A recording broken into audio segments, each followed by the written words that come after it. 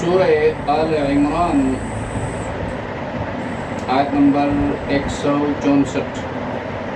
نحمده ونصلي على رسوله الكريم اما بعد فاعوذ بالله من الشيطان الرجيم بسم الله الرحمن الرحيم.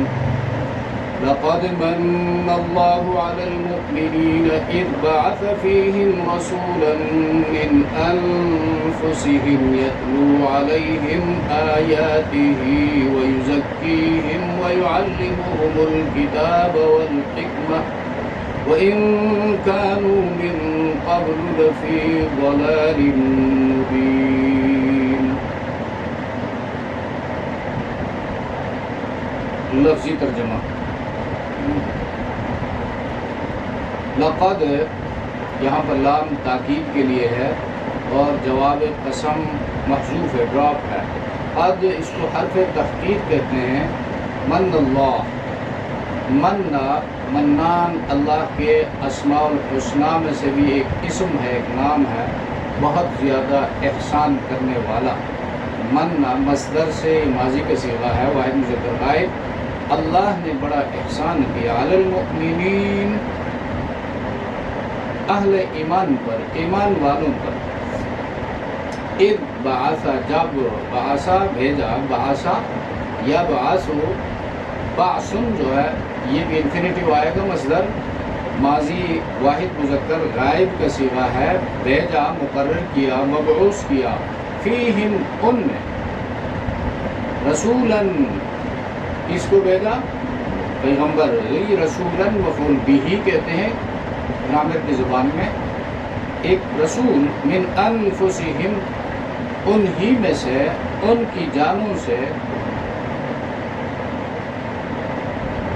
انفسی، اس میں دوسری قرأت انفس بھی آتا ہے. انفس انتہائی خوبصورت، شریف ترین، نفیس ترین، بہترین. من انفسہم، ان کی جانوں سے، ان میں سے. یتلو تلاوت کرتا ہے، یتلو تلاوت اس کا مصدر آئے گا. اور تلاوت واجب الاتباع، کتاب کا عمل کی نیت سے پڑھنا، یہ تلاوت کہلاتا ہے. اور یہ آسمانی کتاب کے ساتھ خاص ہے. عام کتاب کو پڑھنے کو قرأت کہا جاتا ہے، تلاوت نہیں کہا جاتا. وَيُزَكِّيهِمْ، یتلو علیہم، علیہم ان پر. آیاتی ہی، اس کی آیتیں، یعنی اللہ کی آیتیں. وَيُزَكِّيهِمْ، یہ تزکیتن سے ہے، مصدر تزکیتن مصدر ہے، مضارع واحد مذکر غائب کا صیغہ ہے. ان کا تزکیہ کرتا ہے، انہیں پاک صاف کرتا ہے.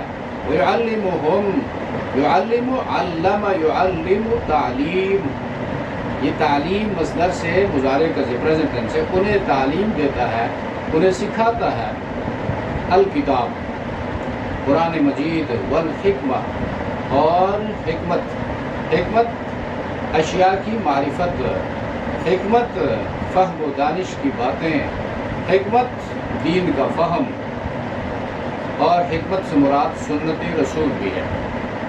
وَإِن كَانُوا مِن قَبْلُ، وَإِن كَانُوا بے شک وہ تھے، من قبل اس سے پہلے. لفی ضلال، لفی میں یہ نام جو ہے تاکید کے لیے ہے. فی حرف جار ہے. ضلال مبین، یہ موصول صفت ہے. ضلال جو ہے سیدھے راستے سے بھٹکنے کو کہتے ہیں. ضلال مبین صراط مستقیم کے مقابلے میں آیا. صراط مستقیم سے جو ہٹ جاتا ہے وہ ضلال مبین پہ پھر چل پڑتا ہے، تو اس کو ضلال کہتے ہیں. مبین یہ ابانتن سے نکلا ہے. ابانتن مصدر ہے، اسے اسم فاعل کا صیغہ ہے، واضح اور ظاہر. یعنی اللہ فرماتا ہے اس سے قبل یہ لوگ کھلی گمراہی میں مبتلا تھے. تفسیر آیت نمبر 164. اس آیت کریمہ میں نبی کریم صلی اللہ علیہ وسلم کے تعلق سے 3 اہم امور کا ذکر ہے. اور پھر یہ آیت جو ہے قرآن کریم کے اندر 4 مقامات پر آئی ہے. سورۃ البقرہ میں 2 مرتبہ، اور یہاں پر، اور اسی طرح سورۃ الجمعہ میں کچھ اضافوں کے ساتھ، تفصیل کے ساتھ. اور یہاں پر جن اہم امور کا ذکر ہے ان کا بھی تفصیلی بیان آیت نمبر 151 سورۃ البقرہ میں ہو چکا ہے۔ اس میں پیغمبر صلی اللہ علیہ وسلم کے فرائض، خاتم الانبیاء کی بشریت، محمد رسول اللہ صلی اللہ علیہ وسلم انسانوں میں سے ایک انسان تھے، لیکن انسان کامل تھے، سید البشر تھے، صاحب وحی تھے، اور ان کے فرائض کا بیان ہے، اور ان کے آنے سے پہلے دنیا کی جو حالت تھی اس حالت کو بیان کرتا ہے۔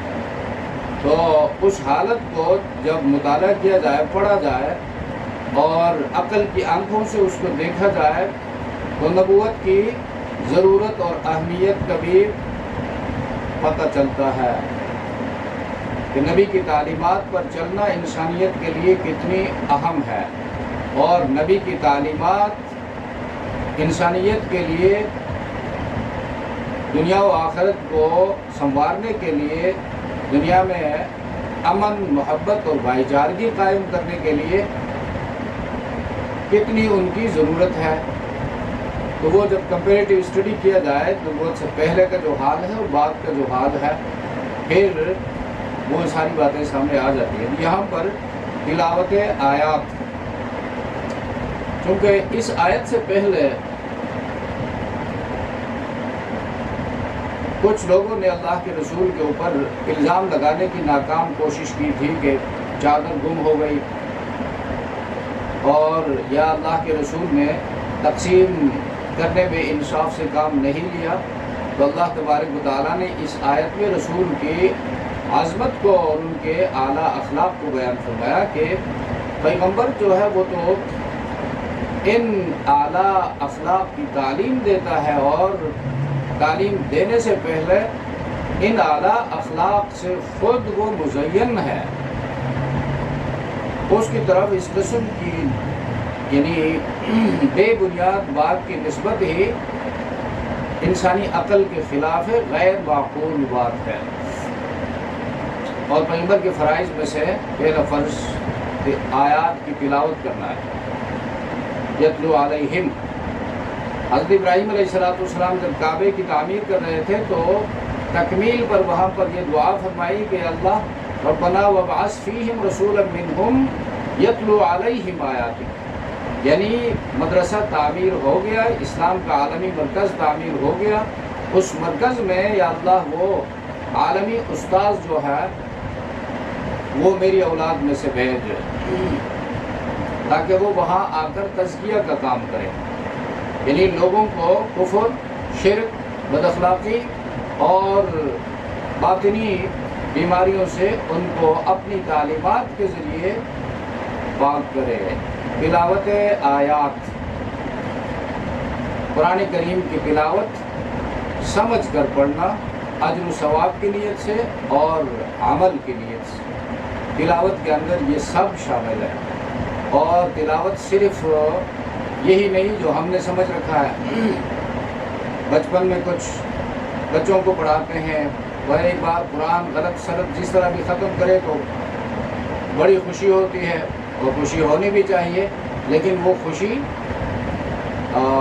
پوری خوشی نہیں ہونی چاہیے، اور کامل خوشی وہ نہیں ہے جب تک بچے کو ہم نے شاندار طریقے سے قرآن پڑھنے کا طریقہ نہیں سکھایا ہے، تجوید کے مطابق ہم نے قرآن کو عمدگی کے ساتھ پڑھنے کا طریقہ بچے کو نہیں سکھایا ہے، اور اس سے پہلے خود جو ہے اس کا اہتمام نہیں کیا ہے، تو یہ ادھورا کام ہے، اور ادھورے کام پر خوشی بھی ادھوری ہے، اسے ملتا کیا ہے۔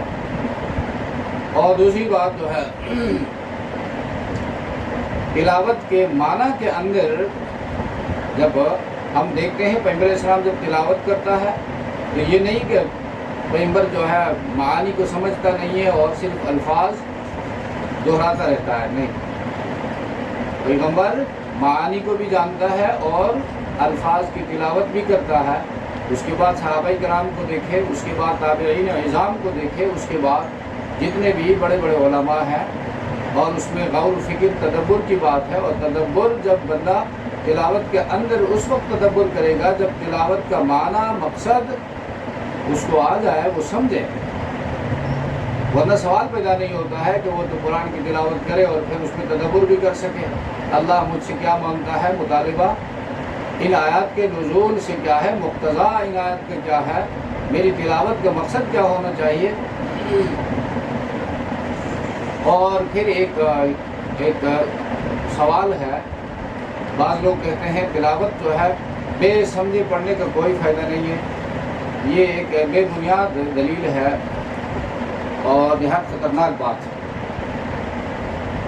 قرآن کریم کی تلاوت سمجھ کر پڑھنا وہ تو اس کا کامل حق ہے، اس کے بعد اس پر عمل کرنا۔ لیکن ایک بندہ جو ہے وہ اگر سمجھتا نہیں ہے اور کوشش کرتا ہے سمجھنے کی اور ساتھ ساتھ تلاوت بھی کرتا ہے، تو ایک حق جو یہاں پر قرآن کا بیان ہوا ہے اور ایک فرض یہاں پر محمد رسول اللہ کا بیان ہوا ہے، اس ایک بات کو اس نے اٹھایا ہے اور اس پر عمل کر رہا ہے، جو کہ نبوت کے فرائض میں سے ہے۔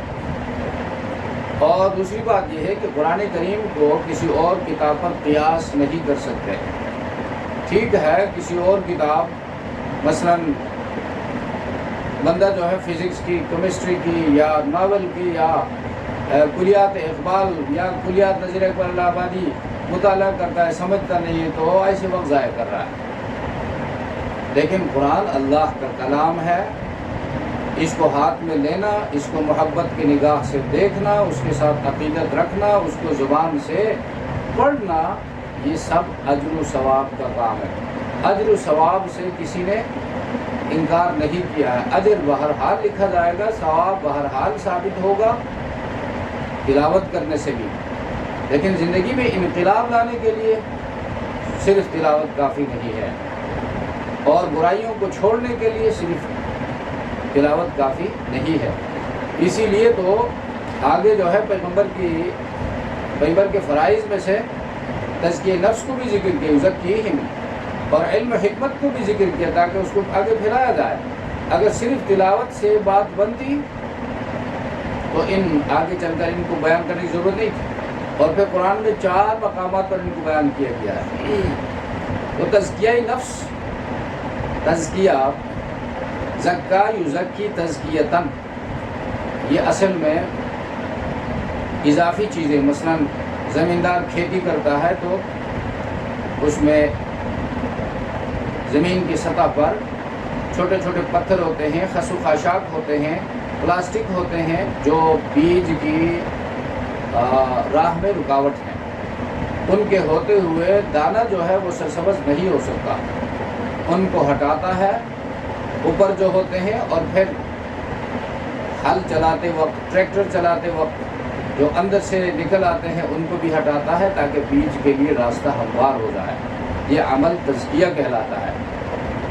تو پیغمبر کے فرائض میں سے یہ بات تھی کہ دین کی راہ میں، دین پر عمل کرنے کی راہ میں جو رکاوٹیں ہوتی تھیں اور جو سوالات، جو شکوک و شبہات لوگوں کے دل و دماغ میں آتے تھے، ان سوالات کا جواب پیغمبر دے دیتے تھے تاکہ میدان ہموار ہو جائے، ماننے کی راہ میں، عمل کرنے کی راہ میں کوئی رکاوٹ باقی نہ رہے۔ اور پھر دور کرنے کا طریقہ ہوتا تھا، کبھی جو ہے نبی کریم صلی اللہ علیہ وسلم ان اچھے اعمال کے فضائل، قدر و قیمت بیان کرتے تھے۔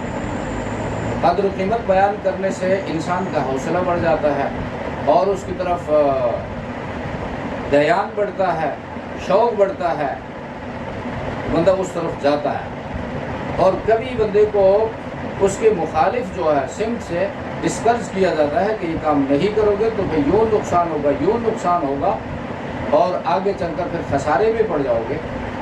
تو بندہ پھر ان اچھے اعلیٰ اخلاق کی طرف یا اعلیٰ کاموں کی طرف قدم اٹھاتا ہے اور ان کو اپنی زندگی میں جگہ دے دیتا ہے، اور اچھے اعمال کی وجہ سے برے اعمال آہستہ آہستہ چھٹ جاتے ہیں، اور پھر برے اعمال کی جو برائی ہے ان کو پیغمبر بیان کرتا ہے، ان کے عذاب کو بیان کرتا ہے، اور ان کے جو برے نتائج انسانی زندگی کے اوپر پڑتے ہیں، انسانی افکار کے اوپر، انسانی دل کے اوپر، اور پھر ان سے معاشرہ آلودہ ہو جاتا ہے، ان سب کو بندہ جب سامنے رکھتا ہے تو حوصلہ شکنی ہو جاتی ہے، اور ان چیزوں سے بندہ پھر اپنے آپ کو بچانا شروع کرتا ہے، اور آخرکار ان کو ڈرایا جاتا ہے کہ بھئی ان میں پڑھنے کی صورت میں، ان چیزوں کی عادت ڈالنے کی صورت میں آخری نتیجہ ان کا جہنم ہے، اور اس سے مفر نہیں، لہٰذا اس سے بچنا ضروری ہے۔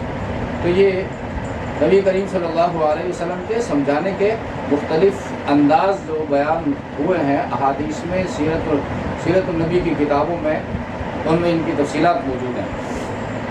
اور علم و حکمت کی تعلیم، علم و حکمت کی تعلیم سے مراد قرآن اور سنت ہے، اور احادیث نبویہ یعنی اشیاء کی معرفت، اس میں کون سا فائدہ ہے اور کون سا نقصان ہے، ایک چیز انسانیت کے لیے کتنی ضروری ہے اور دوسری چیز انسانیت کے لیے کتنی نقصان دہ ہے، اور کام جو ہے ایک کام کس وقت میں کس طریقے سے کیا جائے، ان تمام چیزوں کو حکمت کے نیچے بیان کیا جا سکتا ہے۔ اور تعلیم یعلمہم، تو اسے معلوم ہوتا ہے کہ دین کا علم یہ استاذ کے بغیر حاصل نہیں ہو سکتا۔ محمد رسول اللہ معلم ہے، تعلیم دیتے ہیں، اور صحابہ متعلم ہیں، قرآن سیکھتے ہیں، نبی کریم صلی اللہ علیہ وسلم کی سنت کا علم حاصل کرتے ہیں، کہ یہی صحابہ اساتذہ ہیں، معلمین ہیں، آگے تابعین ان کے شاگرد ہیں، پھر آگے چل کر یہی تابعین استاذ ہیں، انہوں نے وہی الفاظ، وہی معانی، وہی مطلب جو اللہ کے رسول سے سنا ہے آگے کنوے کرتے ہیں، اور پھر تابعین تبع تابعین ان کو اپنے شاگردوں تک پہنچاتے ہیں، اور وہ پھر اپنی کتابوں میں اس کو جگہ دیتے ہیں، اور کتابوں پر ہی انحصار نہیں رکھتے ہیں بلکہ علم کا ایک سلسلہ شروع ہو جاتا ہے، اور دینی مدارس کا، مکاتب کا ایک جال بچھاتے ہیں۔ تو سیلف اسٹڈی سے دین کا علم نہیں آتا، دین کا علم، قرآن و سنت کا علم استاذ کے سامنے پراپر طریقے سے، مناسب طریقے سے بیٹھنے سے، وقت لے کر علم حاصل کرنے سے آتا ہے۔ تو دین کا جو علم اللہ کے رسول نے سکھایا ہے، تو وہاں پر بھی رسول اللہ کی سنت کو زندہ کرنا چاہیے۔ ہم کہتے ہیں ہر معاملے میں سنت طریقہ، تو دین سیکھنے سکھانے میں بھی سنت طریقہ ہونا چاہیے۔ ایک بندہ کہتا ہے کتابیں بازار میں بھری پڑی ہیں، چھپ چکی ہیں، انگریزی میں، اردو میں اور مقامی لینگویجز میں، اٹھا کر خود ہی مطالعہ کیا جائے، تو اس سے یہ سوال کیا جا سکتا ہے کہ امام بخاری رحمۃ اللہ علیہ تعالیٰ نے جب بخاری شریف 16 سال کی عمر میں مکمل کر لی، کمپائل کیا، اس وقت امام بخاری کے سامنے امام مالک کی مشہور کتاب موطا امام مالک تھی۔ امام بخاری رحمۃ اللہ علیہ نے یہ کیوں نہیں سوچا کہ بھئی موطا امام مالک تو موجود ہے، لہٰذا اس کو پڑھ کر میں عالم بنوں گا، استاذ کے سامنے بیٹھنے کی کیا ضرورت ہے، سفر کرنے کی کیا ضرورت ہے۔ امام بخاری نے ایسا نہیں کیا، اسی موطا امام مالک کو استاذ سے پڑھا ہے، اور احادیث کا علم استاذ سے حاصل کیا ہے۔ پھر یہی بخاری 90,000 شاگردوں نے، یعنی 90,000 شاگردوں نے امام بخاری سے پڑھا ہے، خود بخاری اٹھا کر اسٹڈی نہیں کیا ہے۔ حالانکہ امام بخاری ان کے سامنے ان کا جمع کیا ہوا بخاری شریف موجود تھا۔ شاگردوں نے یہ نہیں کیا کہ بخاری اٹھائے اور اپنے لیے نقل کرے اور بس محدث بن گئے، اسکالر بن گئے، نہیں، یہ طریقہ بالکل غلط ہے۔ اور محدثین نے حدیث جب نقل کی ہے تو حدیث کے ساتھ حدیث کا معنی، مطلب، مفہوم بھی نقل کیا ہے۔ یہ نہیں ہو سکتا کہ الفاظ ہم یہاں سے لیں گے کتاب سے اور اس کے معانی خود اپنے مطالعے کی روشنی میں متعین کریں گے کہ یہ اس کا معنی ہے۔ یہی ہے بہت بڑی گمراہی جو آج کل کا بہت بڑا فتنہ ہے. کوئی پڑھتا ہے انجینئرنگ اور دین بیان کرنا شروع کرتا ہے. بھائی آپ نے زندگی کا وہ بہترین حصہ انجینئرنگ میں گزار دی، اب اس کے بعد جتنی آپ محنت کریں اس عالم کے برابر تو نہیں ہو سکتے جس نے اپنی اب بچپن اور لڑکپن اور ساری صلاحیتیں دین کے اوپر لگا دی ہے. اب ہزار جتن کرے اس کا مقابلہ نہیں کر سکتے. احادیث کے فگرز بتانے سے حدیث یاد نہیں ہوتے، حدیث کو کوئی نہیں سمجھتا ہے. احادیث کے فگرز صحیح مسلم شریف 151 میں یہ لکھا ہے اور 2003 میں یہ لکھا ہے اور فلاں فلاں فلاں. اگر اس بندے میں غیرت ہے تو حدیث کی عبارت پڑھ کر سنائے اور حدیث کی عبارت عربی زبان میں پڑھیں اور پڑھنے کے بعد پھر اس کا تجزیہ کریں اور اس مضمون کی جتنی احادیث آئی ہیں ان میں اضافہ اور کمی ہے اس کمی کو بھی بتائے، اس اضافے کی وجہ بھی بتائے. لیکن چونکہ مصیبت یہ ہے کہ پڑھا ہے انجینئرنگ، پڑھا ہے میڈیکل سائنس اور بیان کر رہا ہے حدیث نبوی، تو وہ اس کی دسترس سے باہر ہے. صرف لچھے دار تقریروں سے دین نہ کوئی سیکھ سکتا ہے نہ کوئی سکھا سکتا ہے. ہاں واہ واہ دین کے خلاف آج جتنا بولا جائے اس کے فین زیادہ ہوں گے. صحابہ کے خلاف جتنا کیچڑ اچھالا جائے اس کے چاہنے والے اس کے ویورز زیادہ ہوں گے. کوئی ننگا ہو کر سوشل میڈیا پر ناچنا شروع کرے 24 گھنٹے کے اندر 30 لاکھ سے اوپر جائیں گے اس کے فین. لہذا اس بات سے متاثر ہونے کی ضرورت نہیں ہے. دین اللہ کا دین ہے، لاوارث نہیں ہے، یتیم نہیں ہے. اس کو بیان کرنے والے بڑے بڑے ذمہ دار علماء موجود ہیں. اور یہ دین بات یہاں سے چلی تھی یعلمہم، پیغمبر تعلیم دیتا ہے. تو میں اگر کہتا ہوں کہ جی استاذ کی کیا ضرورت ہے، بازار سے کتابیں خریدوں گا، تب کتابیں تو میرے پاس پوری لائبریری ہے،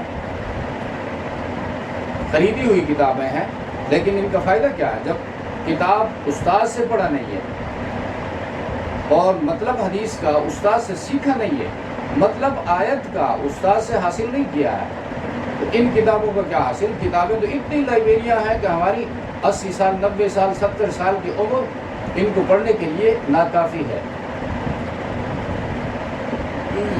تو صحیح طریقہ یہ ہے کہ استاد سے علم حاصل کیا جائے، دین کا معاملہ ہو، دین کے ذمہ دار شخص سے رابطہ کیا جائے کہ جی اس کا مطلب کیا ہے. وَيُعَلِّمُهُمُ الْكِتَابِ، یہ تیسرا فرض جو ہے پیغمبر علیہ الصلوۃ والسلام کا بیان ہوتا ہے. اچھا، تو آیت کا خلاصہ یہ ہے کہ محمد الرسول اللہ صلی اللہ علیہ وسلم کی بعثت مسلمانوں پر اللہ تبارک و تعالیٰ کا احسان عظیم ہے. تو یہاں پر مسلمانوں کی بات کی گئی ہے، حالانکہ نبی کریم صلی اللہ علیہ وسلم رحمت للعالمین ہیں تو رحمت للعالمین، لیکن رحمت للعالمین سے کوئی فائدہ حاصل کرنا چاہے، اس پر ایمان لانا چاہے، تو حقیقی معنوں میں رحمت اس بندے کے لیے ہے. تو حقیقی معنوں میں رحمت جو ہے احسان اللہ کا اہل ایمان کے اوپر ہے. اہل ایمان محمد الرسول اللہ پر ایمان لے آئے اور ان کی تعلیمات کو سینے سے لگایا اور کامیابی کے راستوں پر چل پڑے. یہاں پر یہ آیت، یہ مضمون بیان ہوا ہے، لقد من اللہ علی المؤمنین، تحقیق من اللہ، احسان فرمایا اللہ تبارک و تعالیٰ نے ایمان والوں پر، ایمان والوں پر احسان. اور ویسے احسان جو ہے کل عالم پر ہے، لیکن وہی بات عرفان محبت عام نہیں ہے. فیضان محبت عام صحیح، عرفان محبت عام نہیں. فیضان تو اللہ کا ہے، پیغمبر بھیجا ہے، قرآن نازل کی ہے، سب کے لیے عام ہے. اور اللہ نے اعلان فرمایا ہے کہ آ جاؤ، کتاب کی طرف آ جاؤ، پیغمبر کی طرف آ جاؤ لیکن عرفان محبت عام نہیں، اس کو سمجھنا، اس کی معرفت حاصل کرنا یہ عام نہیں ہے، یہ اس بندے کے لیے ہے جو طلب کرے، جو اس طرف جائے، میدان ظاہر کرے، پھر اللہ تبارک و تعالی اس کو یہ عطا کرتے ہیں۔ لقد من اللہ علی المؤمنین اذ بعث فیہم رسولا من انفسہم، وہ احسان کیا تھا؟ جبکہ بھیجا انہی میں من انفسہم رسولا، عظیم الشان رسول، من انفسہم، انہی میں سے، یعنی انفس نفس کی جمع ہے، ان کی جانوں میں سے، انسانوں میں سے، عربی ہے، قریشی ہے، انسان ہے، اس لیے بشریت جو ہے نبی کریم صلی اللہ علیہ وسلم کی بشریت کو ماننا ایمان لانے کے لیے ضروری ہے، فرض عین ہے، اور جو پیغمبر کو بشر نہیں مانتا ہے اس کو مسلمان نہیں کہا جا سکتا۔ اس لیے قرآن کریم میں متعدد مقامات پر اس آیت کو دہرایا گیا ہے۔ یہاں پر فرمایا من انفسہم، اور اس میں دوسری قرات جو ہے انفس لفظ آیا، انفسہم، نفیس ترین، یعنی ان میں سے بہترین کو پیغمبر بنا کر بھیجا، اور اس کے فرائض یتلو علیہم آیاتہ، جو پڑھ کر سناتا ہے، تلاوت کرتا ہے ان کو اللہ کی آیتیں، ویزکیہم، تزکیہ، اور ان کو پاک کرتا ہے، تزکیہ برے اخلاق سے، برے اعمال سے، برے عقائد سے ان کو پاک کرتا ہے، اور دل کا تعلق جو ہے اللہ سے جڑنا چاہیے، اور اس جڑاؤ میں، اس تعلق کی راہ میں جو چیزیں رکاوٹ بنتی ہیں ان کی حوصلہ شکنی کرتا ہے، ان کو پس پش ڈالنے کا کہتا ہے، اور تعلق باللہ کے فضائل جو ہے ان کے سامنے بیان کرتا ہے، وَيُعَلِّمُهُمُ الْكِتَابَ، اور تعلیم دیتا ہے ان کو کتاب کو، تلاوت۔ عرب لوگ معانی کو تو جانتے ہیں، ان کے لیے کوئی مسئلہ نہیں ہے، ان کی زبان میں قرآن نازل ہوا ہے، اور پیغمبر انہی کی زبان میں، انہی کے لہجے میں پڑھ کر سناتا ہے۔ یتلو علیہم، تلقین سے عربوں کو یاد دلایا جا سکتا ہے کہ بھئی یہ قرآن پڑھو، بس یہ آیت ہے، اس حوالے سے یہ آیت ہے، اس مسئلے کا یہ اس آیت میں جواب ہے۔ اور یزکیہم، اخلاق رذیلہ سے، کفر شرک کے جذبات سے پاک صاف کرنا، اور ان کے اندر جلا پیدا کرنا، مانج کر یہ احکام قرآن پر عمل کرنے سے اور صحبت اور توجہ سے حاصل ہوتی ہے۔ بار بار بندہ عالم کے پاس جائے اور اپنے مسائل بیان کرے، اور ان کا اصلاحی بیان سنے، اپنے شکوک و شبہات کا اظہار کرے، اور ان کا جواب ان سے لے لے، تو آخر کار یہ بندہ جو ہے نیکی کی طرف راغب ہوگا اور برائیوں سے منع ہو جائے گا۔ یعلمہم الکتاب، مضامین سمجھانا، کتاب ان کو سکھلاتے ہیں، اور چونکہ قرآن کریم عجمیوں کے لیے بھی ہے جیسے عربوں کے لیے ہے، تو عربوں کے لیے یتلو پر انحصار کیا، تلاوت کرنے سے بات ان کی سمجھ میں آ جاتی ہے، لیکن عجمیوں کے لیے یعلمہم، تعلیم دینا، تعلیم الفاظ کی نہیں ہوتی ہے، تعلیم معانی کی ہوتی ہے۔ تو پیغمبر جو تعلیم دیتا ہے اس تعلیم کو احادیث نبویہ یا سنت رسول کہا جا سکتا ہے، اور جو اہل لسان ہے، جس طرح بہت نادر مواقع پر ضرورت پیش آئی ہے، صحابہ نے پوچھا، بات ہماری سمجھ میں نہیں آئی، تو ان مقامات پر ان کو پھر سمجھایا گیا ہے، ان کا اشکال حل کیا گیا ہے۔ والحکمت، دانشمندی کی باتیں سکھلانا، پیغمبر انہیں دانشمندی کی باتیں سکھلاتا ہے، اور تو مضامین بیان کرنا بھی نبی کی ذمہ داری ہے، اور باطنی امراض اپنے مواعظ کے ذریعے دور کرنا، اپنی دعاؤں کے ذریعے دور کرنا، یہ بھی نبی کی فرائض میں داخل ہے۔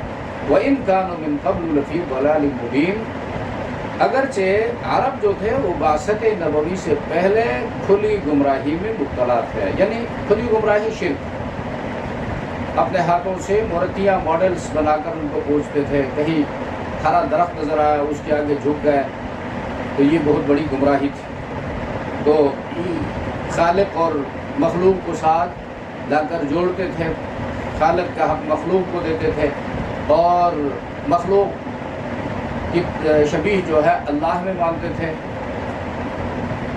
تو پیغمبر علیہ السلام نے خالق کا مقام اور مرتبہ ان کے سامنے بیان کیا کہ خالق عظیم ذات ہے، بلند و بالا ہے، اور مخلوق سراپا محتاج ہے، لہٰذا جو بلند و بالا ہے، برتر ہے، وہ بندگی کے لائق ہے، اس کے سوا کسی کی بندگی جائز نہیں ہے۔ اس بات پہ وَإِن كَانُوا مِن قَبْلُ لَفِي ضَلَالٍ مُبِينٍ، کھلی گمراہی میں تھے، تو پیغمبر آئے اور اپنی تعلیمات سے عالم کو روشناس کرایا۔ ضلال مبین کہا، اور دوسری آیتوں میں یا سیرت میں اس کو جہالت کا دور کہا گیا ہے، جہالت میں لوگ مبتلا تھے۔ تو اب بھی جہالت، یہ ضلالت کسی مخصوص دور کا نام نہیں ہے۔ جہالت اور ضلالت جو ہے، جو دور بھی علوم نبوت سے، برکات نبوت سے خالی ہو جائے، وہ دور جہالت ہے، وہ دور ضلالت ہے۔ اب اس پہ سوچنا چاہیے، ہماری زندگی میں، ہمارے خاندان میں اور ہمارے علاقے میں اگر علوم نبوت کے انوارات نہیں ہیں، محمد رسول اللہ کا طریقہ زندگی میں نہیں ہے، انفرادی زندگی، اجتماعی زندگی، کاروبار، تجارت، معیشت، سیاست، معاشرت، ان میں نہیں ہے، تو یہ بھی دور جہالت کہلاتا ہے۔ اللہ تبارک و تعالیٰ ہم سب کو سمجھ عطا فرمائے۔ سبحان ربک رب العزۃ عما یصفون وسلام علی المرسلین والحمد للہ رب العالمین۔